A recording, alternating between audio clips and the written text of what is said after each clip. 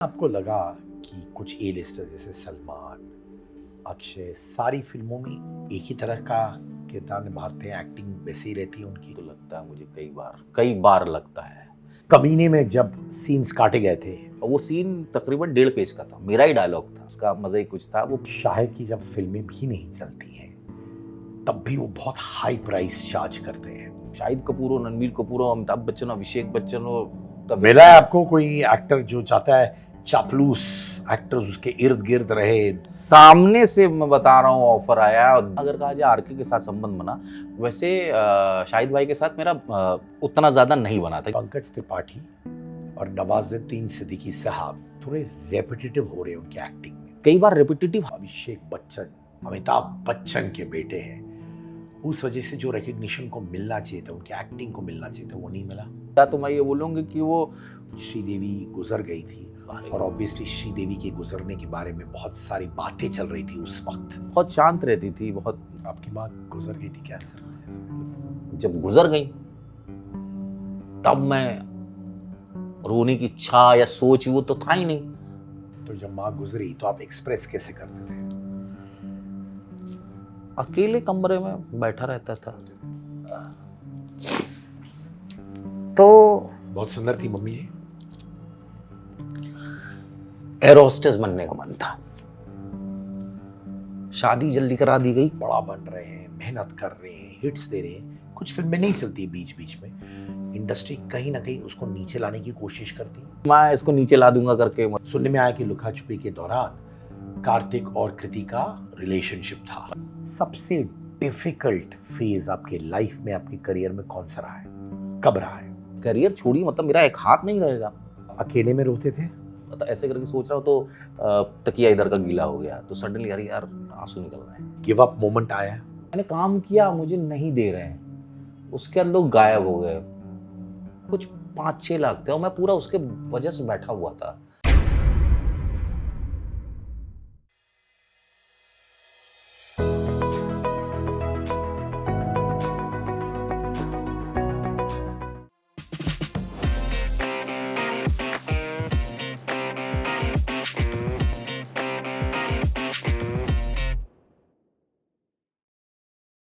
विश्वनाथ चैटर्जी मेरे भाई, कैसे हैं आप? बस बढ़िया, आशीर्वाद है।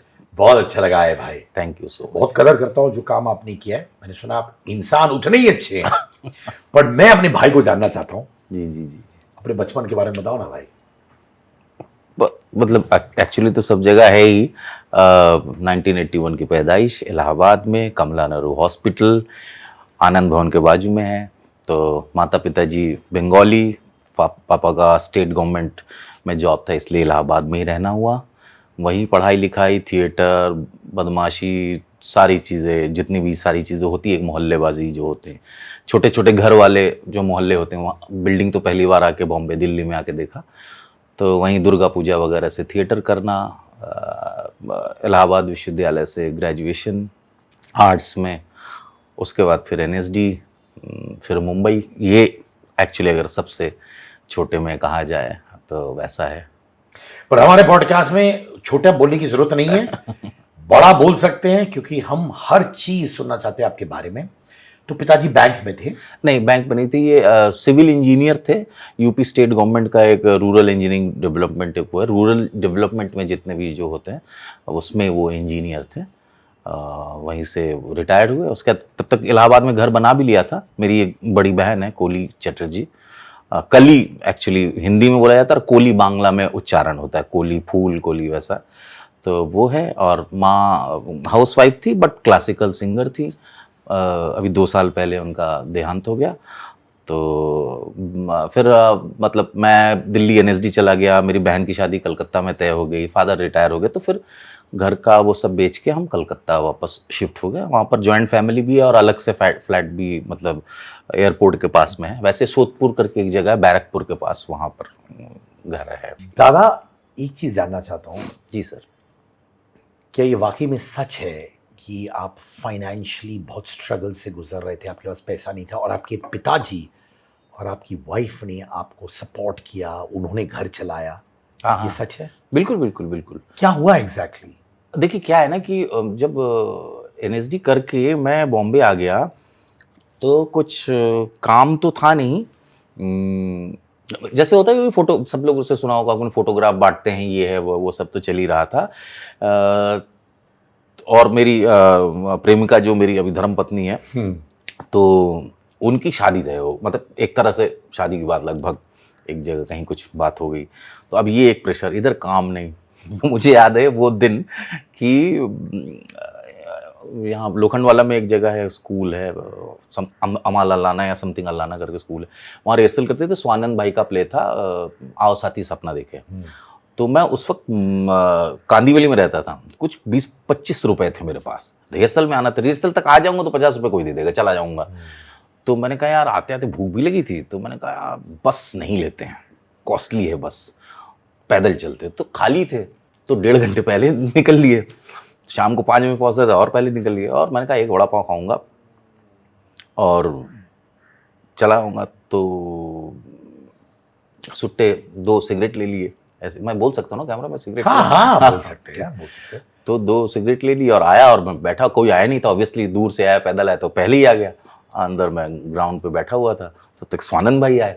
अच्छा, मैं वड़ा पाव खा गया था, एक पी रहा था, तब तक स्वानंद भाई आए और उन्होंने बोला दे जरा। वो फ़ोन पे बात कर रहे थे किसी से, तो इशारे में मैंने कहा, अब मेरे मन में था कि यार ऐसे ही पैसे नहीं है, एक रखा एक जाते समय पीऊंगा, ये ले रहा है मुझसे। मैंने ऐसे करके दी, एकदम ऐसे कर। तो स्वानंद भाई देख रहे मुझे, फिर वो जलाया और फ़ोन पे बात करते उसे काटा। उन्हें क्या हुआ ऐसे, एक क्या हुआ तुझे? तूने कुछ नहीं, एक सिगरेट थी वो भी ले ली आपने।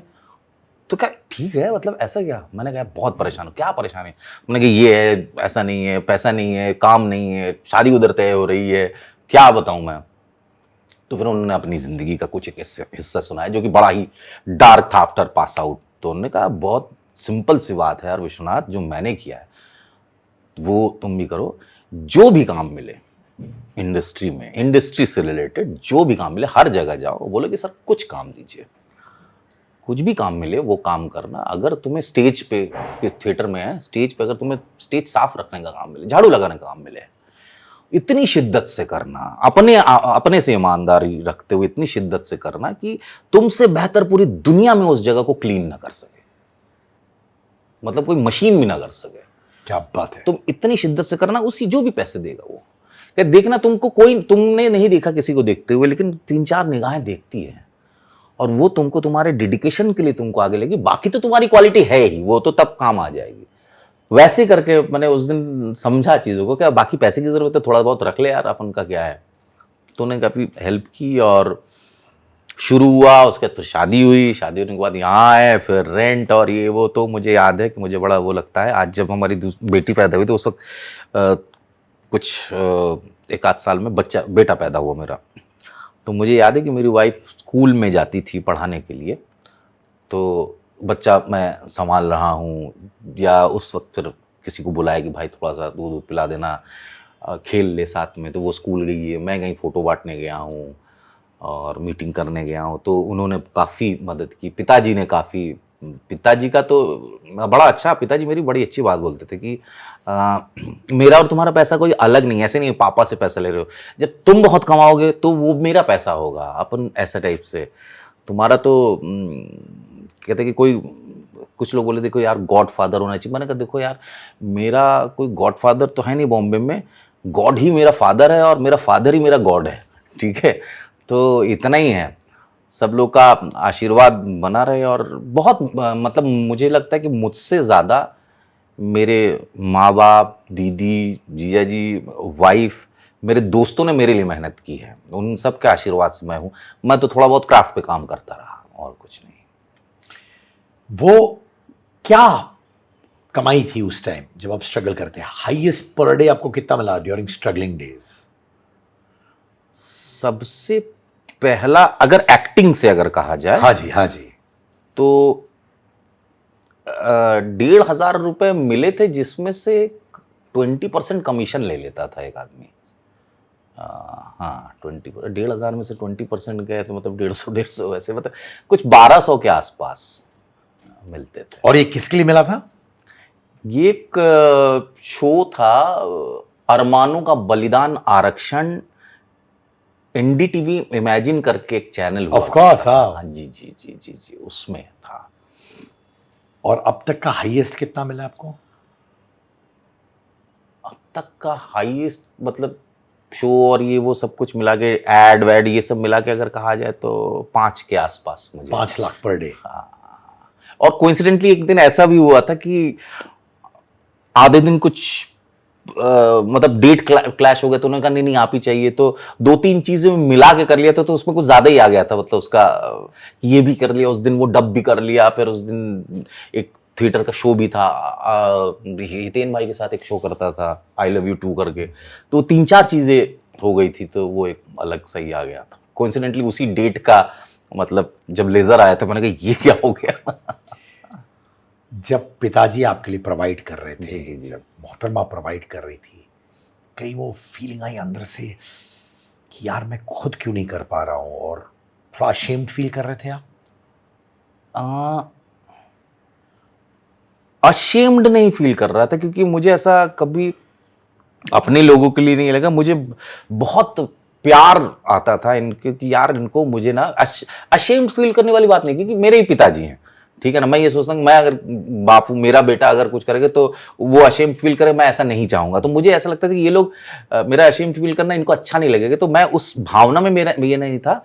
मुझे ये लगता था कि यार कितने अच्छे अच्छे लोग मेरे जिंदगी में मेरे जुड़े हैं, मतलब जैसे भाभी हैं पंकज भाई की वाइफ है त्रिपाठी जी, पंकज त्रिपाठी की, उन्होंने भी मतलब एकदम बड़ी बहन की तरह प्यार किया, अभी भी हमेशा पंकज भाई का हमेशा गाइडेंस रहा है, सीनियर लोग बज्जू भाई ये सब लोग जो हैं बहुत गाइडेंस है, जिनका प्यार। देखिए फाइनेंस सिर्फ नहीं है, इंटेंशन और लगातार मेरे मेरे वेलविशर बने रहना, ना इतना उस लेवल पे किसी भी लेवल पे जा पाने समय तक मतलब काम नहीं है वो, लेकिन लगातार वेलविशर बने हुए हैं, परेशान मेरे को, अरे भाई कुछ बिजनेस स्टार्ट कर देते तुम्हारे लिए, कुछ ऐसा कर देते, इसमें आ जाओ, सब अपनी ओर खींच लेगी, तुम स्टेबल हो जाओ, ये सारी चीज़ें वो प्यार दिखता था। दूसरे पॉइंट ऑफ व्यू से देखा यार अच्छा आपको क्या लगता है कि मैं यहाँ फेल हो जाऊंगा, नहीं, वो वैसी भावना मेरे में कभी नहीं आई, उन्हीं सबके पावर के कारण, ब्लेसिंग के कारण। मैं ये जानना चाहता हूँ विश्वनाथ भाई की सबसे डिफिकल्ट फेज आपके लाइफ में, आपके करियर में कौन सा रहा है, कब रहा है? हाँ वो एक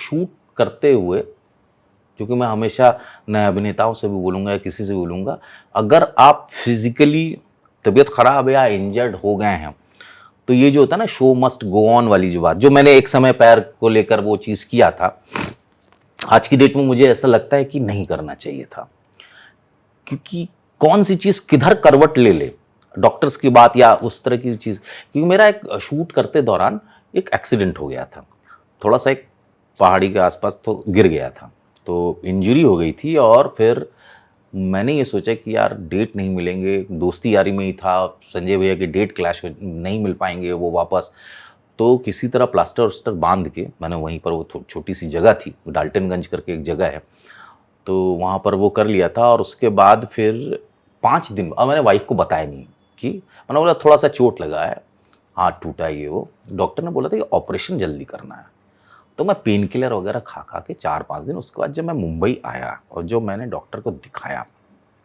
डॉक्टर ने बोला इतने दिन कहाँ थे, तो मैंने कहा सर थोड़ा शूट वूट करके, चलो ठीक है ऑपरेशन करना पड़ा, ऑपरेशन हुआ, ऑपरेशन करने के बाद 2 दिन बाद पेन कर रहा था हाथ, तो फिर उन्होंने देखा कि यार इसमें प्रॉब्लम ये है कि जब आपकी हड्डी टूटती है तो उसमें से बोन के अंदर भी एक तरह का ब्लड या मांस ऐसे टाइप का रहता है, वो तुरंत जोड़नी पड़ती है ऑपरेशन करके, अगर वो खुला रहता है ना तो उसमें जर्म्स घुस जाते हैं। तो बातों बातों में मुझे समझ में आया, डायरेक्ट नहीं बोला, मेरी वाइफ को बोला था, और उसका चेहरा देख के मुझे लगा कि तब तो मेरा करियर खत्म हो जाएगा, करियर छोड़िए मतलब मेरा एक हाथ नहीं रहेगा। तो यहां तक नौबत आ गई थी कि इसको हटाया जाए। मतलब राजेश देसाई जी डॉक्टर हैं, मैं सभी को ये बोलूँगा कि उस वक्त ज़्यादा पैसे भी नहीं थे, और कम पैसे में उन्होंने इतना बड़ा ऑपरेशन किस तरह से किया, और उसके बाद फिर वो पस आ गया, कितनी मुझे इंजेक्शन दे के किस तरह, उन्होंने कहा कि यार तू एक्टर, भाई बेटा तू एक्टर है और तेरा हाथ मैं बचा के रखूँगा, ये मेरे इतने साल का वो है, तो फिर मैं वीडियो देखता था मेरे, वो अच्छा करता, बड़ा ह्यूमरस टाइप के हुआ है। तो उस वक्त क्या हुआ ना, जब मैं लेटा रहता था, 7 दिन बाद फिर से एक टेस्ट होगा, बहुत रेयरेस्ट बैक्टीरिया है ये, ऐसे करके पता चला टेस्ट के अंदर, क्योंकि टेस्ट में कुछ बैक्टीरिया पता नहीं चल रहा था। तो उनने फिर उस तरह की दवाई के मैं ट्राई करता हूँ, तो फिर मैं ऐसे छेद करके ऐसे करके, मतलब ऐसे खून निकल रहा है, ये सारी चीज़ें हो रही है, सब देखा। तो उस वक्त मैं और मेरी फैमिली, मतलब मैंने मम्मी पापा दीदी जीजा जी किसी को भी नहीं बताया था, हम मैं और मेरी वाइफ जानते थे। तो मैं लेटा रहता तो हिल नहीं सकता था बेड पे, और आगे काम को मैं पोस्टपोन कर रहा हूँ क्योंकि थोड़ा सा इंजरी हुई है, बाद में करता हूँ, किसी को बोल नहीं पा रहा हूँ। उस वक्त डर बैठ गया था कि कैसे फैमिली चलेगी, क्या करूँगा मैं। ठीक है, मैं राइटिंग में चला जाऊँगा या घर चला जाऊँगा किसी के बिजनेस में, स्टार्टअप या समथिंग ऐसा। अभी इसका क्या होगा, विकलांग कोटा मिलेगा, तो इस लेवल पे था। उस वक्त मुझे स्ट्रेस के कारण, मेरे और मेरी बीवी को, मुझे हेवी डायबिटीज़ हो गई थी, और फिर स्टेरॉयड और ये सब, बॉडी फूल गया था, मतलब हर चीज़ एज एन एक्टर से नेगेटिव। मतलब ये हुआ कि यार, और ये अगर वो पूरी बॉडी में फैल जाए तो मैं ही नहीं रहता, इसीलिए हाथ हटाना पड़ता ना। तो वो भी चेक करना था कि भाई ऐसा तो नहीं और किसी ऑर्गन में, लंग्स में या कहीं चला जाए। तो मतलब इस लेवल का एक स्ट्रेस था। मैं उसको, उस हिस्से को खुद से ही रखता हूँ कि यार वो ईश्वर ने जो है ना, देख, हो सकता है कुछ कर्मा, कुछ गड़बड़ चीज़ कुछ भी हो, जिसके लिए एक लाठी मारी है। तो वैसा किया। तो वाइफ को भी हो गया था डायबिटीज? नहीं, वाइफ को हुआ नहीं था। वाइफ तो मतलब मेरी इतनी स्ट्रांग है ना, मैं तो उल्टा बोलता हूँ कि मर्द को ही दर्द होता है, औरतों को नहीं होता है। वो लोग स्ट्रांग, मतलब she is like a pillar. मतलब मेरे जिंदगी में जितनी भी महिलाएं आई ना, मैं तो कहता हूँ पूरे विश्व को ना महिलाओं के द्वारा ही चलाना चाहिए। चल नहीं रहा है पुरुषों के द्वारा आज की डेट में, तो और खास करके देखिए। मैं भी मानता हूँ, मेरी वाइफ ने जितना मेरे लिए किया है, ना? मेरे फैमिली के लिए किया है, अनबिलीवेबल भाई, अनबिलीवेबल यार। हर चीज। और अपना तो कस्टम भी वैसा है कि, मतलब मैं ये सोचता हूँ बेटी मेरी, अगर वैसे नहीं कुछ मैं सोचता हूँ, लेकिन फिर भी सरनेम चैटर्जी है, कल को मान लीजिए कहीं और होता है, तो वो मतलब आप अपनी आइडेंटिटी को ही शिफ्ट कर दे रहे हो दूसरे किसी के प्रति, उसके बाद लॉयल रह के उसकी पूरी जिंदगी पूरी वो चला रहे हो, तो उससे बड़ा और कौन है। माँ ही हुई ना, कोई भी महिला आगे जाके, मतलब मातृत्व वाली चीज में आई, सारी चीजें, पत्नी, ये वो अद्भुत है सर। पुरुष तो खानदान, वंश और ये सब के ब्ला ब्ला उस चीज में लगा रहता है। तो ये जब आपके साथ हो रहा था, आपने अपनी वाइफ को देखा रोते हुए, और आप खुद रोते थे उनके सामने? नहीं, हम दोनों कभी नहीं रोए। क्यों ऐसे? हम वही पर बात करते थे कि 1.5 साल बाद देखना अपन कहाँ पहुंचेंगे। तो उस वक्त भी जहाँ लिटरली आपका लाइफ लाइन खत्म हो रहा था, आप रहेंगे, हाथ कट जाएगा, उस लेवल की बातें हो रही थी, जिंदगी ना रहे, आप लोग तब भी बात कर रहे थे कि देखना 1.5 साल बाद। हाँ, बिल्कुल। वो भले हो सकता है कि मैं उसको बूस्टअप करने के लिए, वो मुझे बूस्टअप करने के लिए, और अपन दोनों हमेशा करते रहे, आज भी, कभी भी। पर आप अकेले में रोते थे?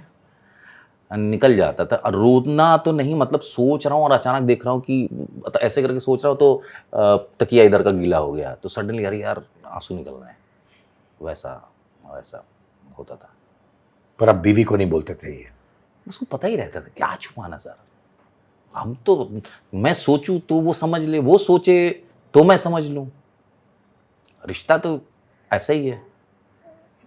और ऐसी जगह है ना सर जहां पर आप फॉल्स नहीं हो सकते।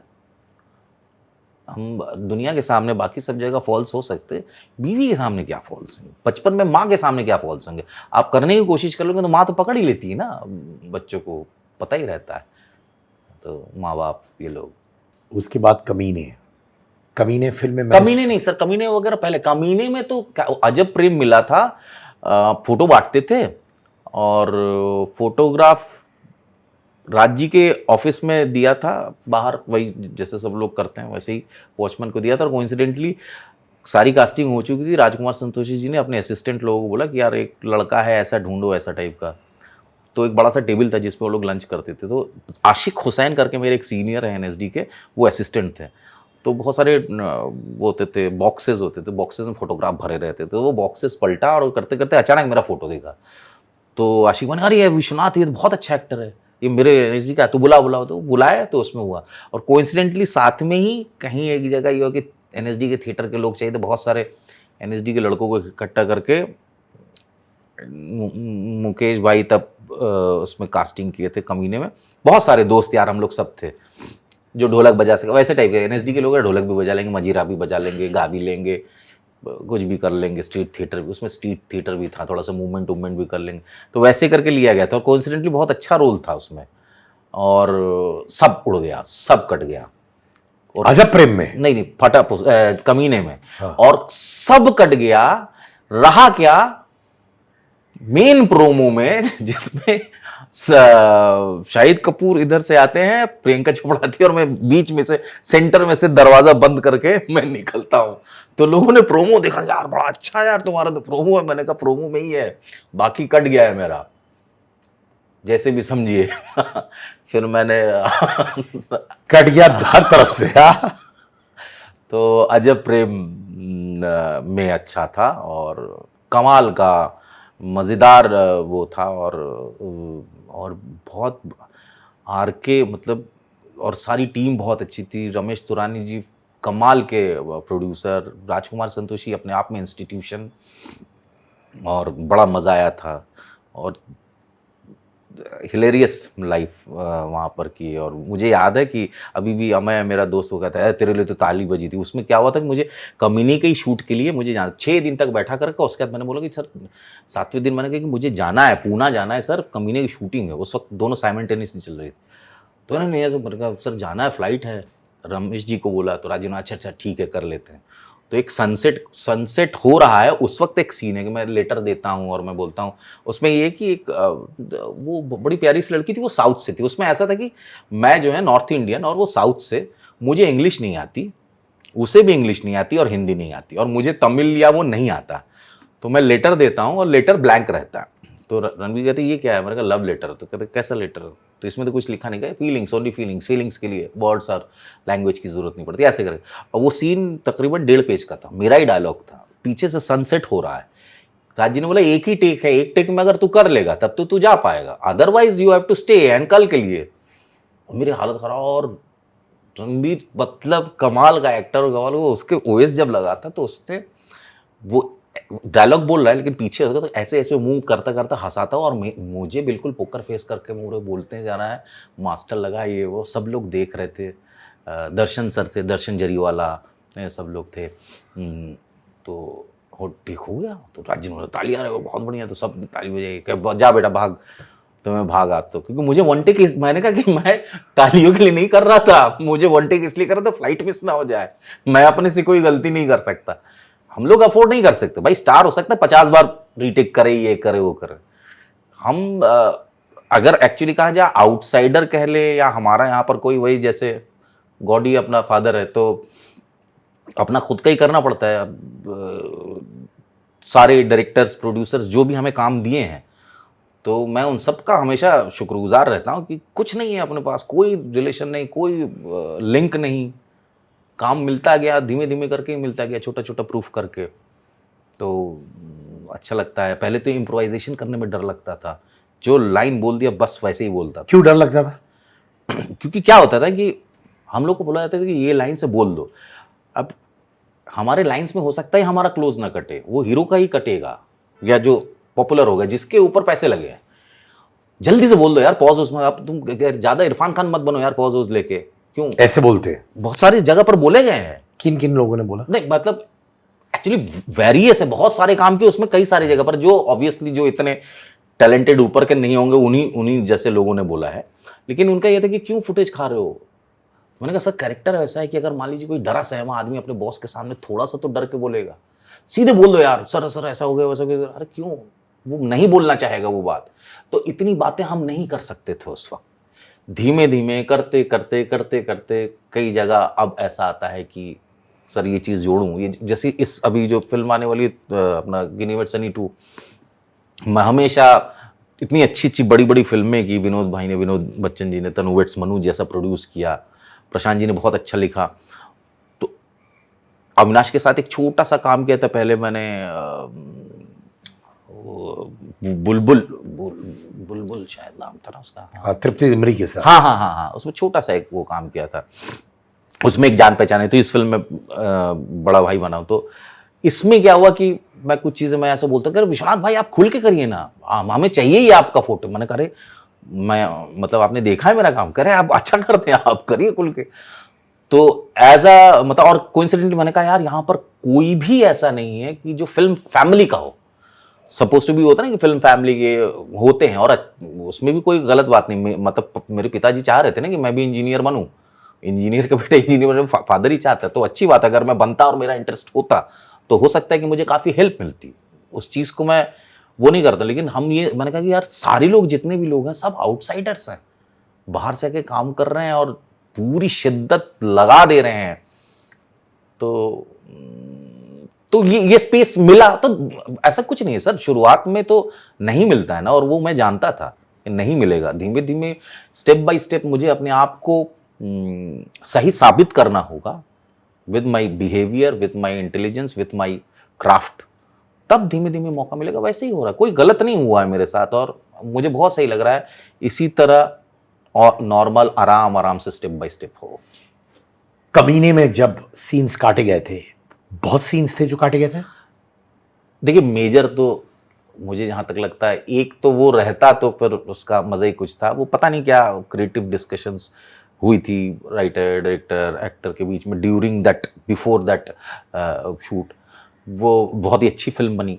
तो विशाल सर और ये सब लोग तो कमाल थे ही। तो देखिए उस वक्त जितनी बुद्धि विवेक थी तो मुझे बुरा लगा था कि भाई पहले बात हुई थी और वो कट गया। ये होता है फिल्मों में, अच्छी फिल्मों में भी होता है, कुछ कुछ कारणों से होता है। कई जगह कुछ लिंक नहीं मैच करता है, कई बार फिल्म इतनी लंबी हो जाती है। तो ये इस लेवल पे, इस उम्र में, इस इतने एक्सपीरियंस के बाद मुझे लगता है कि that is part of the life और पार्ट ऑफ द प्रोफेशन। तो उसमें कुछ हम कर नहीं सकते। और वो दूसरी तरफ अजम में था, काफी था। आपने कहा डायरेक्टर शाहिद एक्टर सब बैठ के डिस्कस कर रहे थे सीन से पहले। हाँ वो लोग, मैं उस वक्त एक्चुअली कहा जाए तो अजब कर भी रहा था। और वो मैं 2008 की बात है शायद, कमीने मुझे लगता है। तो बहुत ज़्यादा मेरा वास्ट एक्सपीरियंस नहीं था। जबकि मैंने एक्चुअली अगर कहा जाए एनएसडी में रहते दौरान, एनएसडी में नियम नहीं है, जैसे पंकज भैया, भानु भाई और इन सब लोगों ने लक्ष्य करके एक फिल्म कर ली थी जिसके लिए उन लोगों को कोई स्कॉलरशिप कटा था। मैंने भी छुप के एक फिल्म की थी, लेकिन इसलिए मैं रिलैक्स था क्योंकि that was a French film. उसमें मैं इंडियन बंदा था। लाल किले के पास मेरा शूटिंग होता था, मतलब हाई फाई व्यवस्था थी। और उसके बाद वो फिल्म आई, मुझे फिल्म बन गई, मुझे पैसे भी मिले थे, किसी को पता भी नहीं चला था। और एक्चुअली बोलूं तो आज तक मुझे नहीं पता, क्योंकि उसका कुछ फ्रेंच में नाम था। नया नया आदमी था, गैदर करके रखना ये वो, ये मुझे पता नहीं। वो लोग आपस में बात करते हैं क्या करना है क्या नहीं। तो मेरे लिए ना एज अ बिगिनर वाली बात थी। तो मुझे लगा कुछ अच्छा होगा, अच्छा ठीक है अभी नहीं होगा, कुछ दूसरे सीन में मुझे डाल देंगे, ये वो करते करते फिल्म खत्म हो गई। मैं भीड़ में ही रह गया, FTI में ये वो। तो हो गया था, मतलब कुछ अच्छे के लिए हुआ होगा। क्योंकि उसके बाद फिर शाहिद भाई से भी मुलाकात हुई थी, किसमें एक और छोटा सा रोल कर रहा था मैं उसमें, बदमाश कंपनी में। तो भी मुलाकात हुई थी, बातचीत हुई थी, चीज़ एक वैसी टाइप की है। मैं ये जानना चाहता हूँ कि क्या शाहिद या विशाल भारद्वाज ने आपको कहा कि आपके सीन्स कटने वाले एडवांस में बोलते कि जब आप थिएटर में बैठते हो और आप देखते हो और तब आपको नहीं नहीं नहीं नहीं, तब की बात नहीं है। वो तो वहीं पर मुझे पता चल गया था। हनी भाई थे, हनी भाई ने बोला कि यार इसको हम लोग किसी दूसरे वे में, क्योंकि फिल्म के पेस के हिसाब से लिखा गया था। और हमेशा ऐसा होता था उनके, जिस सीन में मैं नहीं भी हूं, उस वाले सीन में भी पहले जो लिखा गया उस वक्त जस्ट शूट करने से पहले उसमें रीराइट कई सारी चीजें होती थी। तो that was a part of a process. Coincidentally मैं उसमें नहीं रह पाया क्योंकि वो उसके हिसाब से नहीं है आप। तो वो है। देखिए मैं किसी के डायरेक्शन या राइटिंग में, अब जब मुझे अब ये खास करके लगता है कि एक एक्टर एक छोटा सा एक टूल होता है। वो कितना मेजर रोल कर रहा है उसके ऊपर निर्भर करता है, छोटा मेजर रोल के ऊपर। तो बहुत सारी चीज़ें कटती, कई सारी फिल्मों में बताया ना कि एक्टिंग के अलावा मैंने डायरेक्शन में काम किया, फिर राइटिंग में, फिर ईपी, फिर शेड्यूलर, सब तरह की चीज़ें कर ली।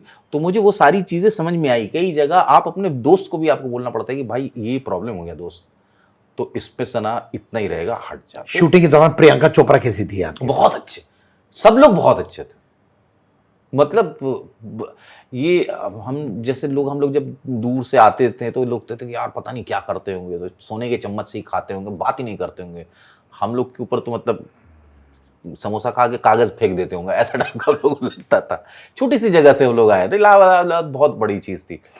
तो कितना अच्छा रिलेशन, हाँ हेलो बातचीत, ये वो।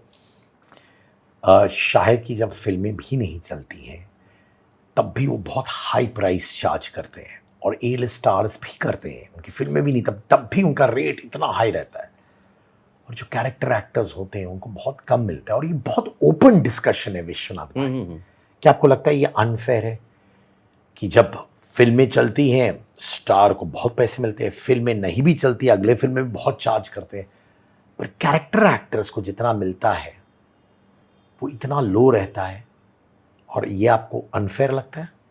सर क्या है कि उनके नाम पे जाते हैं ना लोग, अगर उनके कंधे पे रखा गया है, कोई विश्वनाथ के नाम पे तो फिल्म देखने आएगा नहीं।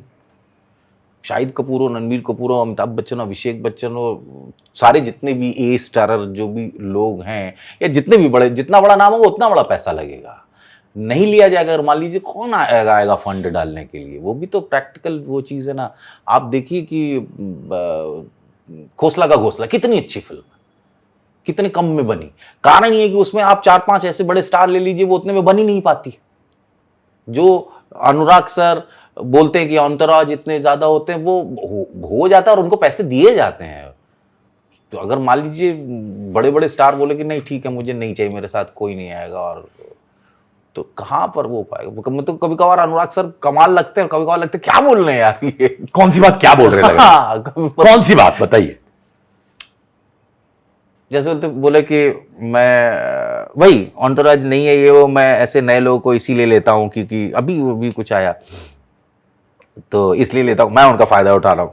मतलब वो बोल दी ऐसे मस्ती में बोल दी। अब अरे जूनियर वो लोग नए लड़के गलत समझ लेंगे आपकी बात को। मैं चूंकि अनुराग सर के साथ एक महीना लगातार रहा हूँ एक हड्डी फिल्म में, मेरा वो काम था, मैं उनका असिस्टेंट मतलब पुलिस वाला हूँ लेकिन उनका गैर कानूनी काम करता हूँ, तो मैं जानता हूँ कि वो मतलब वो बहुत क्यूट है, लेकिन वो जो बोल देते ना मजाक में, और वो कहीं भी बोल देते कैमरा के सामने, तो मुझे लगता है अरे भैया या पीयूष भैया एक समय जब हम लोग एनएसडी में जब वो आते थे और ये होगा थिएटर ये है वो है, तो कहाँ जा रहा क्यों है, और उसके बाद फिर बम्बई अभी करते बिल्कुल बकवास चीज़ है। अभी आजकल जो बोल रहे हैं वो घर बिक गया ये, अरे ये आप एक समय एक चीज़ बोल रहे, एक समय एक चीज़, तो लोग कंफ्यूज हो जाएंगे। आपके जो अनुयायी हैं, आप जो इतने अच्छा लिखते हो, इतना अच्छा गाते हो, इतने अच्छे थिएटर के वो हो और फिल्मों में भी कमाल करते हो, आपके कंफ्यूजिंग स्टेटमेंट से हम जैसे बच्चों का जो कल को आपको देखकर लोग आ रहे हैं, बहुत सारे लोग स्टार्स को देख के आते हैं, बहुत सारे लोग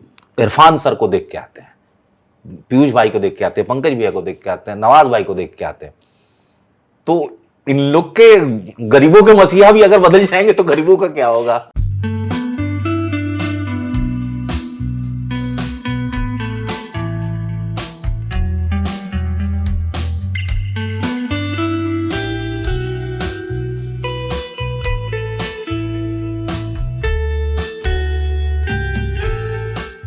अजब प्रेम की गजब कहानी है। जी उस समय रणबीर कपूर और कतरीना का जो मोहब्बत था उसी वक्त शुरू हुआ था, उसी सेट्स पे। हाँ। क्या देखा, क्या हो रहा था सेट में आपके सामने? कुछ नहीं, सेट पे कुछ नहीं हो रहा था सर। राजकुमार संतोषी जी बैठे हैं वहां, उनके सामने आप कुछ हो सकता है? मतलब सारे वहां पर सर बता रहा हूं, सारे मोस्ट ओबीडियंट बच्चे थे। मतलब अपने माँ बाप के सामने कोई नहीं रहा होगा। Rajkumar Santoshi is a king, शेर हैं वो, उनके सामने किसी की कोई नहीं। और इतना मतलब वो कहानी और कैरेक्टर में हमेशा लोगों को घुसा कर रखते थे, पैम्पर करके कि सब काम करते, कुछ ऐसा सामने कभी कुछ नहीं। माने रणबीर और कतरीना का मोहब्बत आपने नहीं देखा सेट पे? झूठे? नहीं नहीं नहीं, सच में सच में? 100%। हाँ, हाँ 100%। पर उसी में उभर रहा था, उसी में मतलब कई बार क्या है ना, हम लोग ना, हम सब लोग मतलब जितने भी दोस्त और रणवीर कुछ, मतलब कटरीना की डेडिकेशन और फिजिकल फिटनेस, मतलब एक जगह था जहां पर मैं पुल में ब्रिज के ऊपर ट्रेन लेके आता हूँ, रोकता हूँ, और वो नीचे से वो कौन सी बोट होती है उससे वो लोग आएंगे और रस्सी से सीढ़ी से ऊपर चढ़ेंगे सर। मतलब रणवीर और कैटरीना चढ़ रहे, कैटरीना जी एकदम टक टक टक टक टक टक अपनी खाली बगैर उसके वो चढ़ गई, वो इतनी, और मेहनत मतलब, और स्पीच पेज पे बहुत मेहनत किया, डेडिकेशन के मामले में ना पूरे अजब प्रेम में टॉप पे वो थे। और रणबीर कपूर के साथ ये कि वो डू मिनिमल का जो एक्टिंग का एक सेंस होता है ना, मिनिमल करते हुए कमाल का उसका वो रहा। तो हम लोग सिर्फ एक्चुअली क्या बहुत मस्ती की है, खाना पीना, खा खा के मोटा हो गया था सर मैं। पहले सीन और लास्ट वाले सीन में मैच नहीं कर रहा था कई जगह, तो इसलिए कुछ जगह चॉप करना पड़ा था हम लोग। उसमें भी चॉप हो गया सीन क्या? हाँ उसमें कुछ कुछ जगह पर कुछ जगह चॉप, बहुत लंबी फिल्म बन गई थी सर, उसकी कहानी तो ये थी नहीं, और भी ज्यादा थी, 4.5 घंटे की फिल्म थी वो सर। हिलेरियस हिलेरियस, कभी सुना वो कहानी तो वो हो। और राज जी तो कमाल है।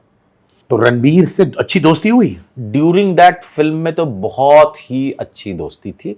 उसके बाद हमने साथ में कोई काम नहीं किया, मुलाकात नहीं हुई। शायद एक जगह किसी किसी स्क्रीनिंग या समथिंग कुछ ऐसे में, तो बहुत ही जल्दी में ही था, तो वो अपने से मतलब वो ऑब्वियसली मैं कहीं से गुजर रहा था, भीड़ में था, और वो उधर से आए चंदर ऐसे करके, तो इज वेरी जेम, वो बहुत ही अच्छे व्यक्ति हैं, बहुत अच्छे। क्या ये होता है वाकई में कि जो एक्टर्स सेट्स पे होते हैं, दोस्ती करते हैं, ए लिस्टर्स, कैरेक्टर एक्टर्स के साथ, सब एक बार फिल्म खत्म हो जाती है, सब अपने रास्ते चले जाते हैं, और जो दोस्ती थी वो वैसे ही फिजल आउट हो जाती है?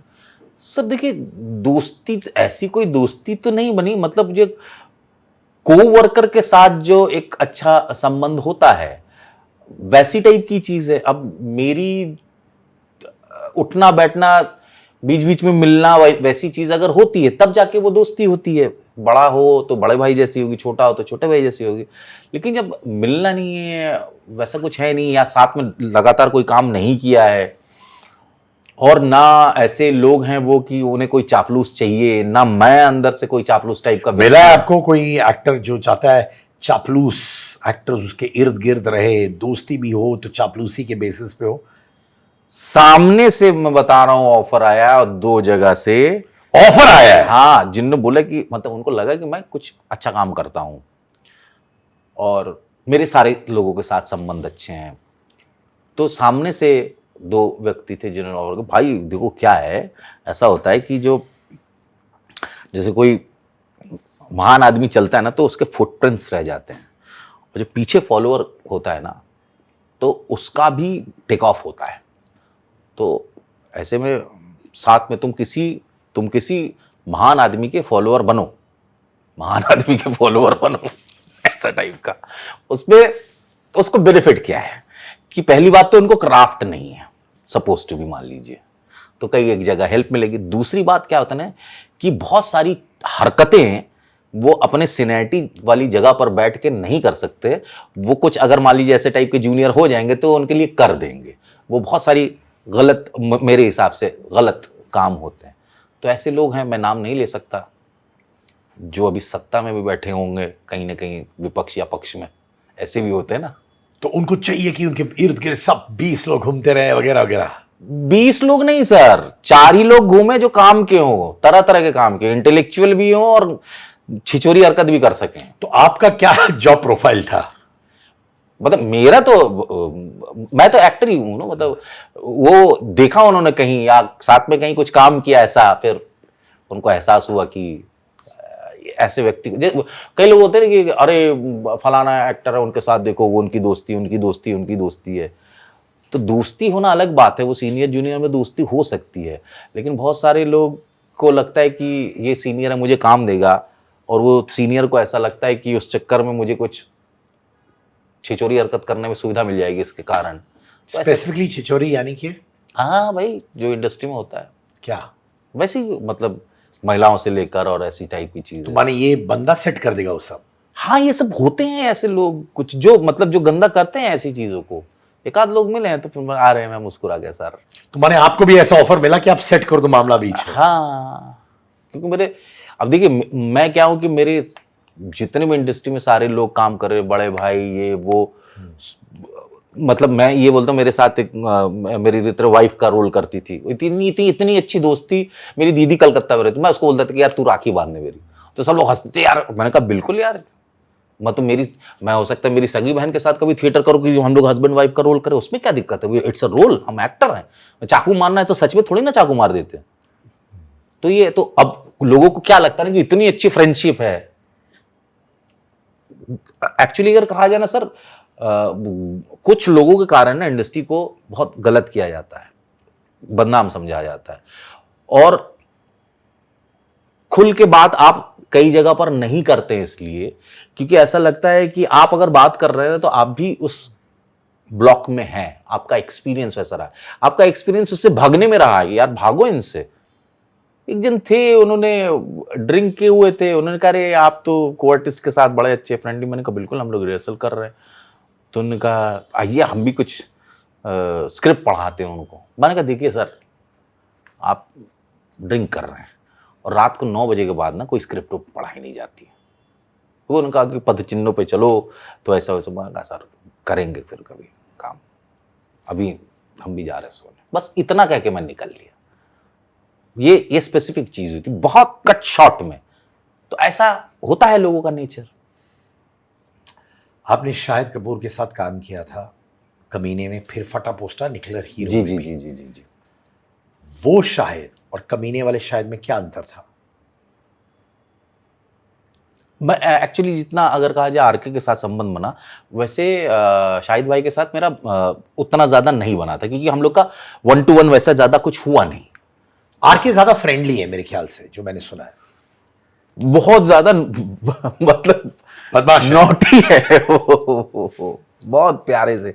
और लेकिन सबसे अच्छी बात क्या है सर, कि अगर वो आपसे मजाक कर रहे हैं, साइमल्टेनियसली उसी लेवल का, उससे भी 2 स्टेप लेवल बड़ा हुआ आप मजाक कर सकते हैं उनके साथ। वैसे व्यक्ति हैं। दादा, एक परसेप्शन है कि पंकज त्रिपाठी और नवाजुद्दीन सिद्दीकी साहब, जो वो भी मेरे मित्र हैं, थोड़े रेपिटेटिव हो रहे हैं उनके एक्टिंग में। उनका एक्टिंग स्टाइल जो है बहुत रेपिटेटिव है, एक किस्म का ही है। अच्छे एक्टर्स हैं, एक किस्म का है। From an actor to an actor, जब आप उनको ऑब्जर्व करते हो, कि आपको भी ये ऑब्जर्वेशन सही लगता है लोगों का? नवाज भाई के साथ भी मैंने काफी काम किया, और मतलब वो भी मेरे, बिल्कुल सही बात बोला, अपने बड़े भाई जैसे ही हैं। मुझे कई बार नवाज भाई के रोल को लेकर या चीजों को लेकर ऐसा लगता है कि सेम फ्रेम ऑफ वो है। कई बार तो देखिए इंसान को करना पड़ता है, सामने वाला करवाता है। मैं पॉपुलर नहीं हुआ हूं इसलिए ऐसा, लेकिन मुझे कई बार खुद करते समय लगता है वही चीज क्यों करवा रहे हो, लेकिन पैसा मिल रहा है और चीज वैसी है, वैसे करके भी मे भी शायद वो लोग कर सकते हैं। दूसरी बात ये कि कई बार 2 काम एक जैसे, जो लोगों को लगे एक जैसे, लेकिन पता नहीं मुझे उसमें हल्का हल्का डिस्टेंस डिफरेंट लगता है। डिस्टेंस होता है किरदारों के दोनों के उसमें, और वो डिफरेंशिएट करता है। हाँ, मास वाली जो चीज, अगर मान लीजिए कि जो मेरी मतलब जो होता है कि नेचुरल एक्टिंग करते करते, ये बात तो सर ओम साहब के साथ भी है। ओमपुरी साहब जो कमाल का ग्रेट काम करके मतलब वो रहे। कई लोगों का कहना है कि यार आक्रोश वाला वो जो एक्सप्रेशन था, और अपना अर्ध सत्य में जो थे वो वाला जो एक्सप्रेशन, वो सर चेहरा एक है, आवाज एक है, एक इमोशंस गिन के 9 रस है। कई सारी चीजें आपके रिपीटेटिव आ सकती है क्योंकि वो सारी चीजें निकालेगा। स्क्रिप्ट को लेकर बात ये कि कहानी किरदार कैसा दिया गया है, वो रिपीटेटिव दिए जा रहे हैं सर। हम उस पॉइंट ऑफ व्यू से कभी नहीं सोचते कि हमें किरदार वैसे ही दिए जा रहा है। अगर मान लीजिए 50 बार 50 डॉक्टर का रोल दिया जाए उनको, और सारे जो है कार्डियोलॉजिस्ट का रोल दिया जाए, कितना अलग करेंगे? रोल वैसे मिल रहे हैं करके हो सकता है।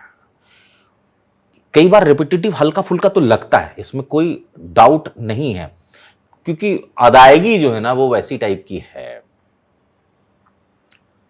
वो तो सिंगरों में भी होता है सर।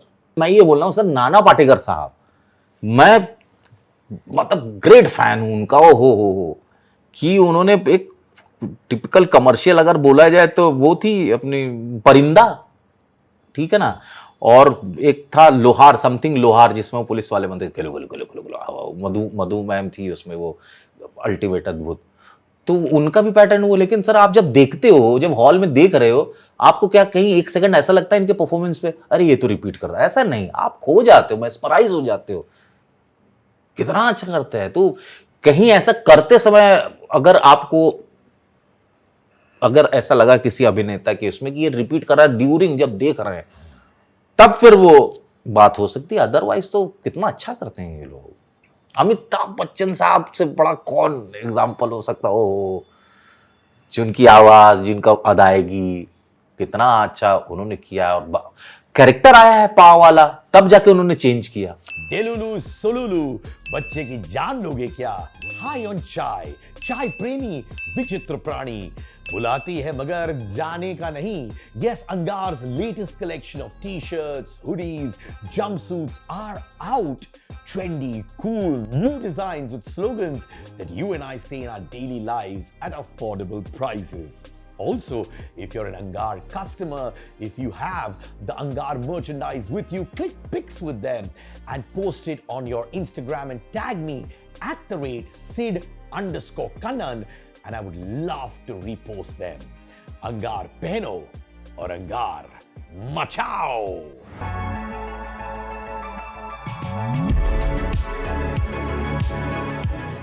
आपने बॉब विश्वास किया अभिषेक बच्चन के साथ, जी। कालीधर किया था बच्चन साहब, माने जूनियर बच्चन साहब के साथ। उनके बारे में क्या नोटिस किया आपने?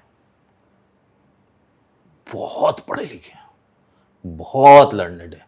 उनके सामने कोई मूर्ख सा भी आदमी आके कुछ बोल जाता ना कि सर ऐसा ऐसा टाइप का कर लीजिए, वो अच्छा ये डन, इस चीज को कर लूं, ऐसे ही करना है, ओके। फिर मुझसे दोस्ती हो गई थी तो वो बोलते थे देखो अभी ये करूँगा, उसके बाद ना ये फॉल्ट होगा, उसमें ये होगा, तो फिर ऐसे भी करना पड़ेगा। मैं कुछ नहीं बोलूँगा क्योंकि ये उनका काम है, वो जो बोलेंगे मुझे वो करना होगा।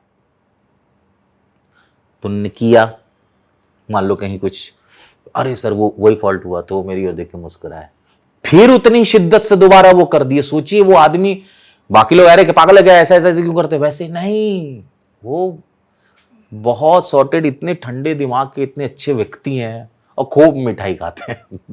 इंसान भी बहुत अच्छा अरे और उसके बाद फिर बिरयानी और वो सब जो आता था, खाते खिलाते, खा अरे बाप रे बाप, बहुत लर्नेड, बहुत पढ़ते हैं। मतलब आपको लगा कि जो सबको लगता है क्योंकि वो बच्चन साहब, अभिषेक बच्चन, अमिताभ बच्चन के बेटे हैं, उस वजह से जो रिकग्निशन को मिलना चाहिए था, उनके एक्टिंग को मिलना चाहिए था, वो नहीं मिला?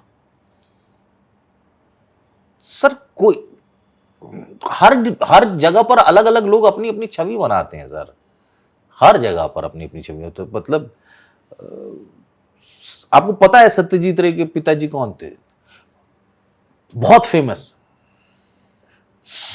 सुकुमार राय, ये सब जो लोग हैं, तो अपना अपना फोटे बना रहे, चूंकि वो सेम इंडस्ट्री में ना, इसलिए कंपेयर किया जाता है।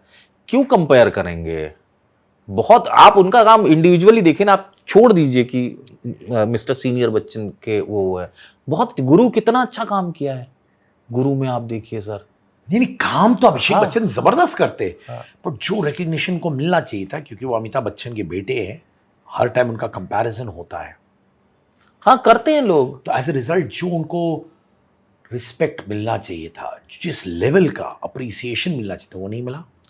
लेकिन उल्टा तो मैं ये बोलूँगा कि वो उनको ये इतना ज़्यादा खुद को गर्व है कि मेरे पिताजी अमिताभ बच्चन हैं। ये भी तो एक बहुत, उनके जिंदगी के हिसाब से आप सोचिए कि उन्होंने जो काम किया बहुत अच्छा किया, उनको अपने आप में एक रिकॉग्नाइजेशन मिल रहा है। लेकिन लोग ये बोलते हैं कि चूंकि पिताजी ऐसा, लेकिन सर मुझे तो ये लगा उनके पिताजी अमिताभ बच्चन, वो भी तो उनके लिए गर्व की बात है। तो मतलब पूरा होल एंड सोल में उनको बहुत अच्छा पैकेज मिला है। माता जी जया बच्चन, क्यों मैं ये बोलता हूँ कि अमिताभ बच्चन का ही बेटा बोल के क्यों नाम लेते हैं, जया बच्चन जी का, जया जी का नाम लेके क्यों नहीं करते कि वो तो ग्रेट एक्ट्रेस? ऐसा क्यों नहीं होता? ऐसा बोलते क्यों नहीं है सर? वही मैं आपसे वो पूछ मैं रहा ये बोल रहा हूँ, ये पुरुषवादी वो सिद्धांतों के बारे इस कारण से बोलते हैं। ये मुझे ये मेंटलिटी मुझे नहीं जमती है। पुत्र जो है पिता का ही होता है। अरे आप मां से कंपेयर करिए, और मां से सिर्फ बेटी कंपेयर होगी कि नहीं, मतलब जानवी जो है श्रीदेवी से ही होगी, ऐसा कैसे? अगर मान लीजिए मेरी बेटी होगी मुझसे, तो फिर मुझसे भी कंपेयर करें। आधा ऐसा थोड़ी नहीं, आधा उनका आता है, ऐसा नहीं। ये कॉन्सेप्ट ही गलत है सर, यहां पर, यहीं पर। जानवी से याद है, आप धड़क में जानवी के साथ थे, क्या वो कॉन्फिडेंट थी? क्योंकि वो पहला फिल्म था उनका, उनका कॉन्फिडेंस कैसे था? अंडर कॉन्फिडेंट थी? सर पहला फिल्म था, पहला फिल्म के हिसाब से बहुत डेडिकेटेडली काम करने की कोशिश थी। ऑब्वियसली एक्सपीरियंस नहीं था, और बीच में ही बहुत बड़ा मतलब श्री मैम का वो हो गया, तो मतलब हम सब लोग पूरे टीम की तरफ से सब लोग सपोर्टिव थे। और ये एक ऐसी चीज़ होती है ना सर कि, और सबसे बड़ी बात है ना, वही चीज़ होता है कि जैसे हम लोग के लिए कि हम लोग आउटसाइडर, हम लोग को जगह मिल जाए, ये बहुत बड़ी बात है, एंट्री मिल जाए। और उन लोग के लिए क्या है कि भाई उनके घर से है कि हमको इतना बड़ा नाम, जैसे आप बोले उनके नाम का प्रेशर है वो साबित करना। कम उम्र बच्ची ही थी, मतलब एकदम पहली फिल्म, तो एक प्रेशर था उसके ऊपर, लेकिन बहुत डेडिकेटेडली। उन्होंने वो कैसे हैंडल किया? श्रीदेवी गुजर गई थी, और ऑब्वियसली श्रीदेवी के गुजरने के बारे में बहुत सारी बातें चल रही थी उस वक्त। ये लड़की ने वो सब कैसे हैंडल किया सेट पे? बहुत शांत रहती थी, बहुत हमें समझ में आता था, इसलिए हम लोग बहुत हल्का, जितना भी हमारे साथ शूट उट रहा मेरे साथ, तो हम लोग सब बहुत हल्का नॉर्मल माहौल रखते थे। ये वो वाली बात होती है। मुझे एक वर्ड सिखाया है पंकज भाई की बिटिया ने, आजकल बड़ा अच्छा प्ले कर रही है वो, एलिफेंट इन द रूम। मुझे इंग्लिश में ज़्यादा कुछ मालूम नहीं थी, एलिफेंट इन द रूम, तो वो वैसा ही टाइप का रहता था। हम लोग उस बारे में कोई बात नहीं करते थे, सबको पता है कि एलिफेंट इन द रूम, लेकिन बाकी इधर चाय, अरे कुछ ठंडा लिया, बहुत गर्मी है तो अरे इसको चाय दो, ये वो, मतलब वैसे टाइप से डायलॉग एक बार कर लें, कोई दिक्कत नहीं, आराम से हो जाएगा, ऐसे ऐसे करके हम लोग यहाँ कहीं घूमने गए, ये वो, ऐसे ही बातचीत होती थी। उस बारे में कोई बात नहीं करता था। कैसे कोई करे सर बात? मतलब कोई ऐसा बोल भी नहीं सकता कि हमें बड़ा बुरा लगा, ऐसा हो गया। ये लुका छुपी, कार्तिक आर्यन, हाँ, कृति सैनन। कृति सनन। क्या आप कार्तिक आर्यन को छोटा भाई बोल सकते हो? हाँ हाँ बिल्कुल। मतलब जब हम लोग जितने दिन साथ में काम किए, और बड़े मस्ती से काम किया था सब। क्या आपको लगता है इंडस्ट्री, क्योंकि आउटसाइडर है बिल्कुल आपकी तरह, कार्तिक बड़ा बन रहे हैं, मेहनत कर रहे हैं, हिट्स दे रहे हैं, कुछ फिल्में नहीं चलती बीच बीच में, इंडस्ट्री कहीं ना कहीं उसको नीचे लाने की कोशिश करती है? ये आपको समझ आता है डायनामिक्स जो आप पढ़ते हो, देखते हो, ऐसा लगता है आपको? पता नहीं सर, नीचे लाने की कोशिश का तो नहीं पता, लेकिन हर दूसरा आदमी ऊपर जाने की कोशिश तो कर रहा है। अब उसमें ये हो सकता है कि मान लीजिए भीड़ है तो कोई किसी के कंधे पे पुश करके पैर ऊपर वो करे। इंटेंशनली किसी को ऐसा नहीं कि मैं इसको नीचे ला दूंगा करके, मतलब कुछ लोग लगे रहे, ऐसा नहीं। लेकिन ऊपर जाने के लिए हो सकता है किसी के कंधे पे चढ़ के ऊपर जाए और बाद में लोग भूल जाएं। ये तो बहुत सारे लोग होते हैं कि एक दूसरे का मदद लेके या कुछ करके ऊपर चले जाते हैं और फिर नीचे के लोगों को भूल जाते हैं। ये तो बहुत सालों से चला आ रहा है। सुनने में आया कि लुका छुपी के दौरान कार्तिक और कृति का रिलेशनशिप था। अच्छा, ये मुझे बीच बीच में उन दोनों के बीच में अनबन हो जाती थी, शायद बातें नहीं करते थे वगैरह वगैरह, ऐसा हुआ था सेट्स? ये मुझे सुनने में भी नहीं आया सर। मतलब आप जो बोल रहे हो ना, ऐसा सेट पे तो कुछ नहीं हुआ था, एकदम साफ। और मुझे सुनने में भी नहीं आया, मैं पहली बार आपसे सुन रहा हूँ ऐसा कुछ हुआ था अगर, तो कभी नहीं। कृति और कार्तिक कैसे हैं as performers, as human beings? फिर वही बोलूं मैं ना, अपना पंकज भैया थे वहां पर, विनय जी थे, विनय पाठक जी, और बहुत सारे एनएसडी के 2 लोग थे और जूनियर मेरे, तो हमारा तो उसी में टाइम चला रहता था। अंताक्षरी खेल रहे हैं, कुछ कर रहे हैं, फिर जाके वो कर रहा है, तो उन लोग को बड़ा वो लगता था बाकी लोगों को, मतलब कि अरे आप लोग का तो एक अलग ही टीम है। जब बोलो हाँ हाँ रेडी है, हाँ क्या डालोगे, डालो, एक्टिंग तो कर ही लेंगे, ठीक है, उसका टेंशन नहीं है, इधर मस्ती करने आया। तो वो पेड हॉलीडे था हम जैसे थिएटर रंगमंच के लोगों के लिए। कार्तिक और कृति के साथ एक मोमेंट तो होगा ना जो आप याद रखते हो? हाँ, बड़ा एक इंटेंस सीन था, उसमें सारे लोग थे, अतुल जी भी थे, सीनियर सारे वो थे। उस दिन क्या हो गया था, कुछ एक कारणों से सीन बार बार हो रहा था, कुछ कभी लाइट का ग्लिच, कभी इसका ग्लिच, कभी उसका ग्लिच, और बड़ा इंटेंस, बड़ा वो सबके परफॉर्मेंस थे उसमें। कुछ वो पंकज भैया का भागना गना उसमें कुछ हो गया था, तो अचानक मुझे लगा कि कोई कुछ अंदर आवाज हुई, उसके बाद फिर शांत हो गए सब लोग। थोड़ा क्या हो गया, क्या यार, उसको किसी ने कुछ बोल दिया, किसी के स्टाफ को कोई कुछ बोल दिया, ऐसा कुछ हो गया था। तो मैंने कहा क्या हो गया, क्या वो थोड़ा सा मिसअंडरस्टैंडिंग हो गई हो, तो थोड़ा 5 मिनट के लिए थोड़ा शूट को रिलैक्स कर लो, चाय वाय पी लो, ऐसी बात हुई थी। अच्छा, मेरा ऊपर से यही रहता था, जब भी कुछ ब्रेक होता था मैं और वो 2-3 लोग बाहर चले हैं, वहाँ अड्डेबाजी करे, चाय लाओ, मैं चाय वाले के पास पहुंच जाता था जो बनाते हैं, हटाओ यार मेरी चाय थोड़ी सी कड़क बनेगी वो, तो ये उसके बाद फिर मैं हो गया खत्म। इतना ही हुआ था। मुझे क्या था, मैं समझा नहीं वो एग्जैक्टली। कुछ मिसअंडरस्टैंडिंग होता ना कि कभी फ्रेम में कोई आ जाता है, इंटेंस सीन चल रहा है मान लीजिए, उसमें टेक्निकली कुछ ग्लिच के कारण 2 बार 3 बार हो गया, और परफॉर्म करना तो बड़ा वो होता है ना कि इसके डायलॉग इसमें लाइट लेते हुए, तो वो उसमें क्या ना, किसी ने चिल्ला दिया किसी का स्टाफ पे, शायद उसको नहीं पता था कि फ्रेम में कैमरा ऐसे घूमेगा तो वो भी वहां है, तो किसी ने डांट दिया, तो उसने बोला कि भाई ब्लॉक करना चाहिए था, उसमें कुछ बहस हो गई थी। तो उस वक्त मैंने कहा क्या हो गया यार, हमारा तो पूरा शूट ही हमेशा हंसते खेलते होता है, और लक्ष्मण सर तो कमाल के डायरेक्टर हैं, वो खुद डीओपी हैं, और वो बहुत नीचे से ऊपर तक आए हैं, मतलब उनकी ज़िंदगी अपने आप में। और रोहन बहुत अच्छा राइटर, जो अभी इनकी ये फिल्म आई भूलैया शायद ना, अक्षय सर की, तो ये अक्षय सर भूत बंगला, हाँ, अक्षय सर बड़े कमाल। उनके साथ मैंने क्या कहना, एक मैंने ऐड किया था, उन्होंने खाना मैंने बहुत सारे डब्बे, मैं अपना रोटी पराठा लेके और चने उन्हें वो सब मेरा बैग भरा था, तो उन्होंने 2 चीकू उबले, 3 अंगूर उबले, ये अब इसमें खाऊं क्या, वो खाओ, और तो हमने 1 अंगूर खाया था। वो उबाल के खाते हैं, कुछ अलग ही उनका वो तरीका है, बॉइल्ड फ्रूट उस वक्त खाते थे। कहीं आपको लगा कि कुछ ए लिस्टर जैसे सलमान, अक्षय, सारी फिल्मों में एक ही तरह का किरदार निभाते हैं, एक्टिंग वैसे ही रहती है उनकी? हाँ, वो तो लगता है मुझे कई बार लगता है। अक्षय सर का तो अलग है, सलमान साहब वो तो स्टार है, वो तो कुछ भी कर देते हैं, वो सुपर हिट ही रहते हैं। मैं तो कह रहा हूँ अच्छे बड़े जो एक्टर होते हैं ना, थिएटर के एक्टर, चाहे जितना भी हो, लेकिन सक्सेस तो उनकी है, कमर्शियल सक्सेस, वो कुछ भी कर ले वो। तो कभी कभार लगता है कि यार हम लोग कैरेक्टर में घुस जाते हैं, ये करते हैं वो करते हैं, रोल के लिए जान डाल देते हैं, और अक्षय सलमान वही रहते हैं हर फिल्मों में, और नैया पार हो जाती, फ्रस्ट्रेशन होता है? नहीं, फ्रस्ट्रेशन नहीं होता, क्योंकि मुझे मेरी चीज़ पसंद है, मैं इसी चीज़ में ही रहना चाहूँगा। लेकिन वो मतलब वो देखता हूँ कि मतलब कमाल है यार, ये चीज़ भी होती है, अच्छा ही है, बढ़िया है। मतलब इसको कैसे अनफोल्ड करें, क्या करें, समझ में नहीं आता, लेकिन अच्छे भी लगते हैं। वांटेड में सलमान सर कमाल लगे हैं, हम दिल दे चुके सनम में भी कमाल लगे, हर जगह, मतलब अगर कहा जाए ज्यादातर फिल्मों में, कुछ एक फिल्मों में कहानी नहीं जमती है वो, लेकिन बजरंगी भाईजान ओहो अद्भुत।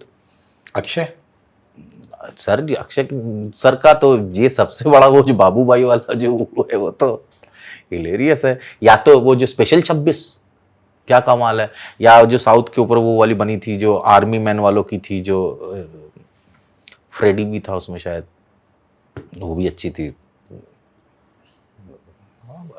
है देखिए सर, कुछ हर काम, हर किरदार मेरा अच्छा हो ये भी ज़रूरी नहीं है, हर फिल्म सुपर हिट स्टारों की भी हिट हो ये ज़रूरी नहीं है। तो मैं इमरान हाशमी, हाँ, मैंने राजा नटवरलाल किया है उनके साथ मैंने एक घनचक्कर भी किया। घनचक्कर तो अब अजीब तरीके से किया है, राजा नटवरलाल घनचक्कर की वजह से किया है। अजीब माने क्यों? मैं एक दिन ऐसे ही जा रहा था, काम वाम थे नहीं और ऐसे ही घूमता घामता मैं जा रहा था, तो बिल्ला जो है बिल्ला अभिषेक बैनर्जी कास्टिंग करते थे, तो वो हम पुराने जान पहचान के, तो वो एक दिन अपने ऑफिस के बाहर खड़ा था, शाम का वक्त था, सांझ हो चुकी थी, मैं वहाँ से क्रॉस कर रहा था, उसने मुझे देखा, तो विशु भाई कहाँ जा रहा हूँ, मैंने कहा अरे इधर से जा रहा हूँ, उधर से शॉर्टकट निकल जाऊँगा, मेरी बाइक उधर खड़ी है, तो उन्होंने कहा कि आओ तो एक वो दे दे, एक सीन का है, करोगे क्या, मैंने कर लेंगे यार, पैसे देगा, हाँ हाँ, कौन है, तो राजकुमार गुप्ता जी, घनचक्कर के वही डायरेक्टर ना, राजकुमार गुप्ता जी, हाँ।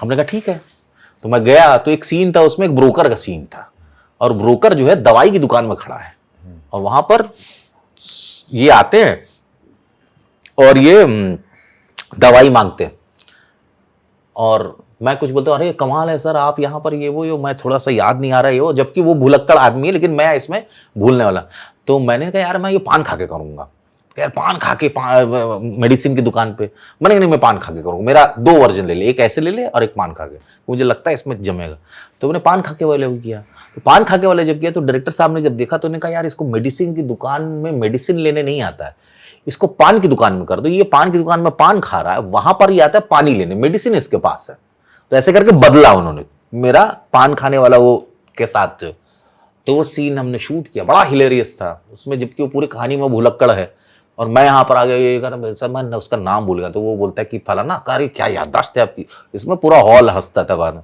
तो सीन बड़ा अच्छा हो गया। उस सीन के बाद क्या ना, ये जो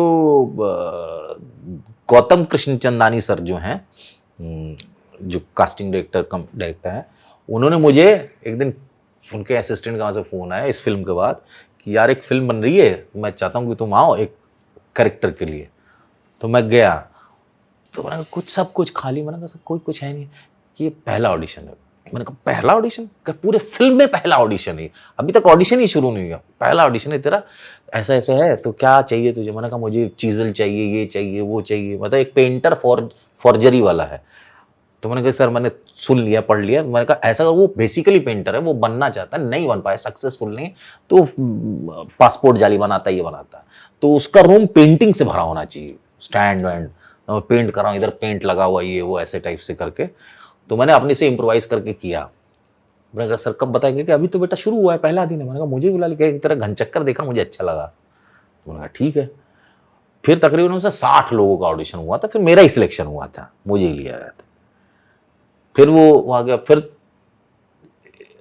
राजा नटवर लाल ना, उसका नाम पहले शागिर्द या समथिंग था, तो फिर इनके साथ किया, लेकिन अच्छा था, बहुत कम बोलते हैं अपने इमरान, हाँ कम बोलते हैं, तो चूंकि उसमें परेश सर थे, परेश सर से मेरा बड़ा मतलब आशीर्वाद मिला उनके साथ, और बड़ा अच्छा एक सीन हुआ, जिस सीन में क्या, वो कार में हम हैं, चारों तरफ से कैमरा और ये सब करके पैक हो गया, अब 3 घंटे तक अंदर ही बैठे, सीन हो या ना हो, हम और उनसे बात करें उनके साथ, तो काफ़ी पॉलिटिक्स की बात हुई, क्योंकि उसी वक्त उन्होंने वो जीता था, MP बने थे, और उस वक्त बहुत ही वो बीच में रुक गया था, बड़ा ही बुरा समय था इमरान हाशमी जी के लिए, क्योंकि बच्चे को वो था ब्रेन का ऑपरेशन कराना पड़ा था ना, कुछ ट्यूमर या समथिंग निकल आया था, काफ़ी स्ट्रेस थे एक्चुअली, वो भी कारण था, बहुत शांत रहते थे, फैमिली में किसी के साथ कुछ हो तो, और बच्चा छोटा बच्चा मतलब टचवुड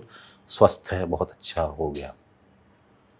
फैमिली सबसे ऊपर है सर, सब लोग, मैं ही बता रहा हूँ ना, कितने बड़े स्टार, ये वो जो बॉम्ब ब्लास्ट हुए थे जब इधर, तब हम लोग शूट कर रहे थे, जब या किसी के उसमें सबके फोन घनघनाने लगे थे, जितने लोग थे स्पॉट से लेकर के रणबीर, सबके फोन घनघनाने लगे थे। क्या हो गया था, क्योंकि हम लोग फिल्म सिटी में और उधर ये हो रहा है, हमको पता नहीं, तो सबकी मम्मियां, सबकी माँ का फोन आया था, आप सोचिए सर, कहाँ हो बेटा, ये वो, परिवार इमोशन से ज्यादा और क्या बड़ा है सर जिंदगी। आपकी माँ गुजर गई थी कैंसर की वजह से? नहीं, 2 साल पहले गुजरी। मम्मी को डायलिसिस, 8 साल तक डायलिसिस था, और उनके स्पाइन में भी क्रैक आ गया था, इसलिए वो बेड रिटर्न थी, और दैट्स वाई मैंने बॉब विश्वास किया था, क्योंकि उसी वक्त मुझे वो भी ऑफर हुआ था, वो नाम मैं भूल रहा हूँ, डोंगरी टू दुबई के ऊपर जो अविनाश वाली वो जिसमें के सर भी है, वो हुआ था, डेट क्लैश हुआ, फिर मैंने वो छोड़ दिया, क्योंकि बॉब विश्वास में क्या था, हर महीने में 2 बार एक एक दिन करने के लिए जाना पड़ता था, और एक दिन आप आज फ्लाई करके गए, आज रुके, कल शूट है, परसों फ्लाई करके वापस आ गए। तो मैं मम्मी से मिलने जाता रहता था, मतलब पहुंचा रात में, फिर होटल पहुंचता था, फिर सुबह अर्ली मॉर्निंग में शूट होता था, सनराइज उधर जल्दी होता है कलकत्ता में, शूट करके शाम तक पैकअप में घर पे पहुंच जाऊँ, मम्मी के साथ रहूँ, डायलिसिस भर बैठा रहूँ और फिर आ जाऊँ। ये वो मम्मी गुजर गई, उसके बाद फिर अचानक 1.5 साल पहले पता चला कि पापा को कैंसर है। फिर टाटा लेकर 1.5-2 महीना 3 महीने भागा। सब लोग अरे सर फोटो खिंचवा, मैंने कहा यार मैं पापा को कैंसर के इसके लिए लेके आया, तू यहाँ भी फोटो चली। लेकिन मैंने सबको जितना वक्त दे सका था, और उन लोगों ने बहुत सपोर्ट किया, लेकिन यहाँ के टाटा ने मना कर दिया। फिर मैं कैलकाटा गया लेके, वहाँ पर ऑपरेशन कराया, अभी ही इज डूइंग गुड। अच्छा, मैंने सुना है कि एक सीन के दौरान आप इमोशंस लाने के चक्कर में अपनी माँ का हाँ। देहांत को याद करते थे। वो क्या हुआ था ना, देखिए बचपन में क्या होता था ना कि जब हंसने हंसाने वाले सीक्वेंस होते थे वो रोना नहीं आता था। तो कई बार जो सीनियर, मतलब वो भी सच कोई सीनियर कोई बहुत बड़े प्रोफेसर नहीं थे, लेकिन तो भाई ऐसा कुछ सैड सोच हुआ है तो सोच। मैंने कहा हुआ ही नहीं मेरी जिंदगी में ऐसा कुछ सैड।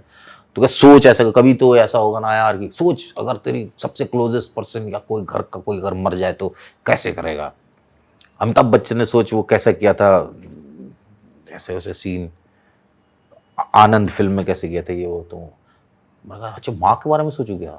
तो मैं जाके माँ के बारे में पूछा, माँ से पूछा, माँ मैं ऐसा ऐसा करने को माँ मैं सोचूं क्या। तो तेरी तू मम्मा हंसते हुए बोली हाँ ठीक है, तुझे अगर उससे एक्टिंग आती है तो कर। तो मैंने वैसे कोशिश किया, ये कभी विजुलाइज होता ही नहीं था। फिर धीमे धीमे करते करते करते करते सीनियर होता गया और उस चीज़ को आया। फिर मैंने उस चीज़ को ब्रेक कर दिया था कि ये क्या बेहुदापन है उस चीज़ को। लेकिन हाँ मतलब शुरुआत में जब इट्स अ फिजिकल ग्रोथ, तो उसकी क्या सिद्धांत है, मतलब बॉडी में आपका कुछ तरीके से आप वो ला सकते हो तो या रोक सकते हो, दोनों चीज़ें। उस वक्त ये होता है ना कि इमोशनल दिखाने के लिए आंखों से आंसू लाना बहुत ज़रूरी है, वैसे टाइप का एक्टिंग के पैटर्न में थे। तो वो चीज़ किया और सक्सेसफुल भी रहा। मैंने माँ को जाके बोला भी। फिर जब गुजर गई तब मैं रोने की इच्छा या सोच वो तो था ही नहीं। अब मैं उनको देख रहा हूँ, फिर मैं उनको देख के बोल रहा हूँ दीदी को, यार बताओ उस वक्त ये बोला करता था कि माँ तुम गुजरोगी तो रोऊंगा ये वो, तो वो अभी तो साला आ ही नहीं रहा है। अब चूंकि क्या होता है ना कि जब कोई ऐसा हो जाता है ना, सामाजिक उसके हिसाब से आपका व्यक्तित्व क्या है उसके हिसाब से वो आंसू निकलेंगे या नहीं निकलेंगे। मुझे लगा यार मैं एकदम, हमारे वहाँ वो होता था कि मम्मी ने बोला था कि मेरे मरने के बाद मुझे यहीं जलाना। वहाँ पर रामकृष्ण परमहंस और इन सब का आत्म संस्कार हुआ था। कोइंसिडेंटली दूसरी जगह ले जाया गया था, वहाँ पर बंद था तो फिर वहीं लाना पड़ा जहाँ पर होता। फिर वहाँ पर हर ऐसा होता है ना कि जलाने नहीं देंगे, क्यों, क्योंकि एक पेपर में कुछ है। तो मैंने बोला क्या बकवास कर रहे हो यार, सारे पेपर ही मेरे वहाँ, ये पेपर डेथ सर्टिफिकेट नहीं, उसमें साइन में ना डेट नहीं लिखा है। तुमने पूछा क्या बोल रहा है, क्या वो किसी ने बोला कि 1,500-2 हज़ार रुपये मांग रहा है। मैंने कहा मुंह पे मारो पैसे, मैं इनको लेके ऐसे थोड़ी ना देगा यार कि बैठे रहेंगे मैं वो करवाने जाऊँ 3-4 घंटा लगेगा यार, मुंह पे मारो पैसे। उसको पैसे दिए, बहुत गुस्सा आ गया था। फिर एकदम लास्ट में मैंने कहा सब लोग जाओ यार, मैं बात कर रहा हूँ उनके साथ, और बात करते करते मैंने कहा यार सीन करते। फिर मैं रोया, मैंने कहा यार ये तो कोई कैमरा नहीं करते हैं, तो वो है। लेकिन उस दिन से मैं उस सीन को करने के बाद रोकना आ गया। उसके पहले फॉल्स करता था, रोया करता था, उस सीन के बाद रोकना आ गया, जो जिंदगी सिखाती है। आप अपनी माँ से बहुत अटैच थे ना? अटैच मतलब मैं पूरे परिवार के साथ हमेशा अटैच रहा हूँ, बहुत खुल के मैं बोलने वाला व्यक्ति, इमोशनल चीज़ों को नहीं रहा हूँ। शुरुआत में मुझे ऐसा लगता था यार एक आदमी हो के कैसे इतने इमोशनल आप बातें बोलो, लड़की थोड़ी ना हो। मैं भी वैसी मेंटलिटी से में था। धीमे धीमे इंसान ग्रो होता है, समझ में आता है, जब आपके बच्चे होते हैं, परिवार होता है। सबसे ज़्यादा इंसान इमोशनल, मुझे ऐसा लगता है कि आउटवर्ड्स नहीं होता है। इसके कारण जो है मर्द ही सबसे ज़्यादा दर्द महसूस करते हैं। वुमेन तो चीख चिल्ला के या वो डांट डपट के या कुछ वो करके वो कर लेती है। मैं मिडिल क्लास उसकी बात कर रहा हूँ, लेकिन पुरुषों का बड़ा बुरा हाल रहता है। तो जब माँ गुजरी तो आप एक्सप्रेस कैसे करते थे? अकेले कमरे में बैठा रहता था। रोते थे? मैं मतलब मुझे अचानक एहसास हुआ कि बह रहे हैं। कोई आया अचानक, अरे तू रो, मैंने कहा कहाँ यार, वो तो कुछ सोच रहा था, फोटो देख रहा था। मुझे एहसास ही नहीं हुआ, बहुत कम हुआ है, अंदर होता है। माँ की अभी भी याद आती है अक्सर? हाँ, मेरा फोन कहाँ, मैं है क्या मेरा इधर फोन, दिखाना जरा। एक लिखा था, बड़ा ही मतलब उनके साथ नोटोरियस चीजें करता रहता था। और अगर आप वो करें तो प्लीज प्लीज।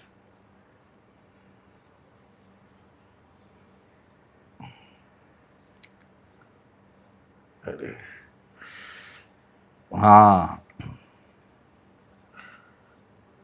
वैसे तो हर दिन माँ बाबा का होता है, मतलब मुक्त छंद में लिखा है, वैसे तो हर दिन माँ बाबा का होता है, बट माँ तुम्हारी कहानी फिर सही, बाकी रह गई कुछ कविताएं फिर सही।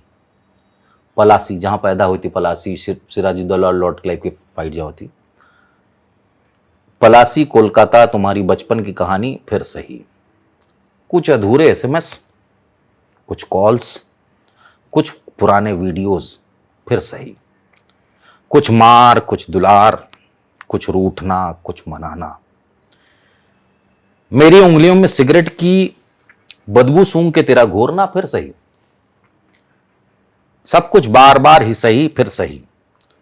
हर जन्म में मेरी मां बनना तेरा फिर सही। Love you. तो वैसा था, बहुत सुंदर थी मेरी मां। सॉरी, अरे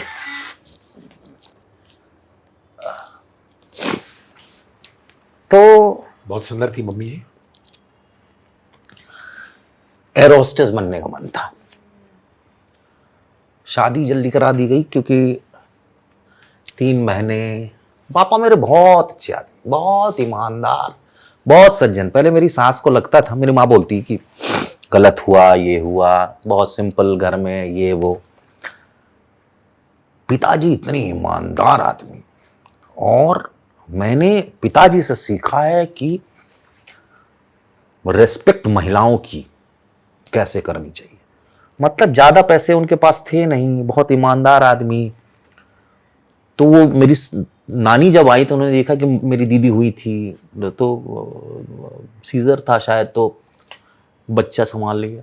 तो पिताजी कपड़े धुल रहे हैं, बर्तन मांज रहे हैं। ये आपकी बात है अपना 79 आपके पैदा होने के समय की, उसके आसपास की होगी। बर्तन साफ कर रहे हैं, ये कर रहे हैं। तो नानी जी ने कहा यार, करोड़पति भी दामाद होता, वो ये नहीं करता। और अपने समय क्या होता ना, पुरुष बैठे रहता, अरे मेरे मित्र आए, जरा खाना लगाओ, ये लगाओ, वो लगाओ, वैसे टाइप की चीजें थी। क्योंकि हम सब लोग पार्टीशन के मारे लोग हैं ना। दादाजी वादाजी बांग्लादेश में जमींदारी थी, ये थी वो थी। चूंकि थोड़ा बहुत पढ़े लिखे थे, इसलिए वो लोग यहाँ पर आए, बहराइच, गोंडा, इन सब जगह रहे। फिर थोड़ा सा पैसा इकट्ठा करके फिर सोदपुर में जाके घर लिया। बुआ को, मेरी बुआ को, पिताजी के दीदी को किसी कलश में छुपा के, मतलब ऐसे टाइप से किसी तरह से ले आए थे। कुछ जमाने में वो हो रहा था ना कि यहाँ से वो पैसे वैसे तो कुछ ले नहीं आ सकते, सोना चांदी नहीं ले जा सकते। बहुत उल्टा सीधा दोनों तरफ से हो रहा था। जैसे कि पंजाब साइड में हुआ था, वैसे बंगाल साइड में हुआ था। तो वो लोग आएगा सर्वाइव किए हैं किसी तरह से। नहीं, बोला था कि पढ़ाई लिखाई और व्यक्तित्व, ये 2 चीज ही जो है जीवन में आपको आगे बढ़ाएगी। बाकी सब चीज सत्यानाश में जा सकता है। घर, गाड़ी, बंगला, सब कुछ चला जा सकता है। आपका व्यक्तित्व और आपका नॉलेज, ये चीजें जो है ना, ये मेरे माँ बाप ने भर भर के मेरी बहन मुझे दिया, और बहुत शुक्रगुजार हूँ। मेरी वाइफ भी बहुत ही अच्छी है और वो बहुत अच्छी परवरिश दे रही है। कई कई जगह मैं लैग कर जाता हूँ तो वो मुझे कंट्रोल करती है, मुझे कैसे हाउ टू बिहेव या वो सारी चीज़ें मुझे वो करती है। कहीं भी अगर मैं थोड़ा सा भी मिसगाइड हो जाता हूँ, मान लीजिए ये इंडस्ट्री वैसी है, तो मुझे हमेशा ये है, पंकज भैया है, भाभी हैं, ये सब लोग हैं, तो मैं बहुत ब्लेस्ड हूँ। ये जर्नी में कभी गिव अप मोमेंट आया है? एक पॉइंट जहां आपने कहा यार अब नहीं हो पा रहा भाई, छोड़ने का मन लग रहा है? छोड़ा नहीं अलग बात है, पर छोड़ने का वो आया फीलिंग? हाँ, एक बार शायद हुआ था कि मम्मी भी थोड़ा सा बीमार थी, और कुछ शायद उस वक्त ऐसा था, कुछ मतलब फाइनेंशियल कोइंसिडेंटली ऐसा था कि फाइनेंशियल पैसे मैंने काम किया, मुझे नहीं दे रहे हैं, उसके अंदर लोग गायब हो गए, कुछ 5-6 लाख थे, और मैं पूरा उसके वजह से बैठा हुआ था, मतलब 2 जगह से, और 6 लाख आने थे? हाँ, मतलब टुकड़े में 2 जगह से अलग अलग, और कुछ आगे भी काम नहीं था, पीछे भी वो नहीं था, और फीस भी देनी थी बच्चे की, रेंट भी देना था, घर पे बोल के रखा था कि मैं आई विल कुछ, तो मैं बैठा हुआ था, मैंने कहा यार ये क्या हुआ यार, मैं तो किसी को बुरा किया नहीं, और मांगूंगा तो मिल जाएगी, लेकिन क्यों मांगू, मेरा तो काम मैंने किया है। तो वो गिव अप का वो मुझे लगा क्या यार, गलत जगह आ गया, फ्रॉड लोग है क्या, विश्वास सा उठ रहा था इस जगह पर। लेकिन मुझे लगता नहीं, मतलब मुझे ऐसा लगा था कि नहीं यार, ये जगह ये मुंबई को कहा जाता था मामा मारीची की जगह है, ये मोहमयी, यहाँ पर मारीची वाला वो चीज़ हुआ था। तो जो चीज़ दिखता है वो चीज़ वैसा होता नहीं, लेकिन दूसरा चीज़ आप अगर देख लेंगे उसका अंदर का, तो आप एक हो जाओगे, आपको मिलेगा। तो मैंने कहा यार, मैंने तो इस जगह को पहचाना है, समझा है, सांस ली है, यहाँ मुझे अच्छा लगता है, यहाँ के अलावा मुझे कहीं अच्छा नहीं लगता। सच बताऊं, मुझे सब जगह बहुत अच्छा देख लिया, थोड़े दिन रहता हूँ, आता हूँ ये को, लेकिन सबसे अच्छी बात है मैं घूम फिर के वहीं आया, तो यहाँ सबसे ज्यादा महिलाएं सेफ हैं। जाने से पहले जी सर। कौन सा कलर आपको पसंद है? मेरी बेटी को पिंक पसंद है। नाम क्या बिटिया का? लिनीशा। लिनीशा के लिए ये कवाई कॉस्मेटिक्स है, परफ्यूम फॉर किड्स, ग्रोन-अप्स भी यूज कर रहे हैं। कवाई माने क्यूट, बिल्कुल आपकी बिटिया की तरह। थैंक यू भाई ये वाटर बेस्ड है, अच्छा। नो अल्कोहल, विटामिन ई है इसमें। मैं कसम खाता हूं भाई, मेरी वाइफ नेहा ने 5 साल रिसर्च किया, क्योंकि अधीरा और साइशा, मैंने दोनों बेटियां, मेरी वाइफ का परफ्यूम उठा के पिस करते थे जो सेफ नहीं था। तो मेरी वाइफ चाहती थी बहुत पहले लॉन्च कर सकती थी, उन्होंने नहीं किया, क्योंकि she wants to be very true to parents like you. जब आप अपने बेटियों को परफ्यूम दोगे, बच्चों को दोगे, वो ट्रू होना चाहिए।